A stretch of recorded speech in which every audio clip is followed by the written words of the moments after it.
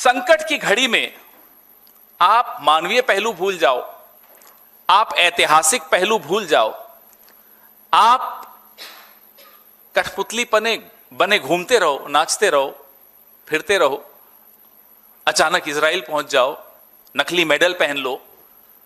लेकिन एक आर्थिक पहलू भी है, आर्थिक पहलू ऐसा जो मेरे और आपके घर के किचन तक आता है। वो इस वॉर, इस गैर कानूनी युद्ध का आर्थिक पहलू एक एक भारतवासी को झेलना पड़ेगा।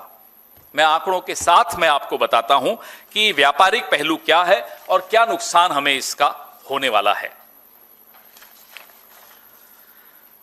आप आइए, जो स्ट्रेट ऑफ हॉर्मुज है, जिसको ईरान ने अभी बंद कर रखा है, ईरान ने दो देशों के लिए वो स्ट्रेट ऑफ हॉर्मुज उनके जहाजों के लिए खोल दिया, चीन और रशिया। भारत का नाम उस लिस्ट में आपने अगर उम्मीद की हो तो गलत उम्मीद की थी, नहीं है। क्यों नहीं है वो आपको मैं बता ही चुका हूं। प्रधानमंत्री की आपराधिक चुप्पी, प्रधानमंत्री का गैंग्स ऑफ एप्स्टीन द्वारा जो कंट्रोल है प्रधानमंत्री के ऊपर, प्रधानमंत्री के मुंह से एक निंदा नहीं निकले, प्रधानमंत्री के मुंह से एक शोक का शब्द नहीं निकले, ये कारण है कि स्ट्रेट ऑफ हॉर्मुज जो चीन और रूस के जहाजों के लिए खोल दिया, ईरान ने भारत के जहाजों के लिए बंद है। और आज जब मैं आपसे बात कर रहा हूं, 10,000 करोड़ का भारत का सामान, 38 जहाज और 1100 सेलर्स अटके हुए हैं।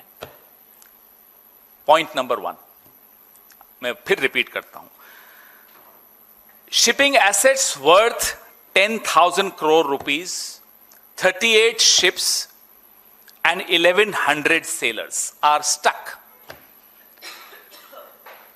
भारत की जो Indian national ship owners association है, उसने भारत सरकार से आग्रह किया है, गुजारिश की है कि साहब मदद कीजिए।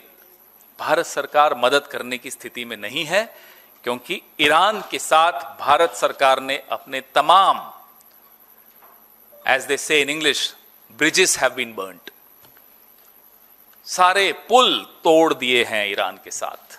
अब आप किस मुंह से उनको कहे कि साहब हमारे ये 1100 सेलर्स, हमारा 10,000 करोड़ का सामान, हमारी 38 जहाज आने दीजिए? नहीं कह सकते आप। Look at the planning, look at the lack of planning, look at the lack of strategy. क्या नरेंद्र मोदी को इजराइल जाने से पहले नहीं मालूम था ये होने वाला है? क्या नरेंद्र मोदी को ट्रेड डील साइन करने से पहले, रूस से तेल मना कर लेने से पहले, ईरान से तेल लेने के लिए मना करने से पहले नहीं मालूम था ये सब होने वाला है? क्या खाक इंटेलिजेंस मिलती है उनको?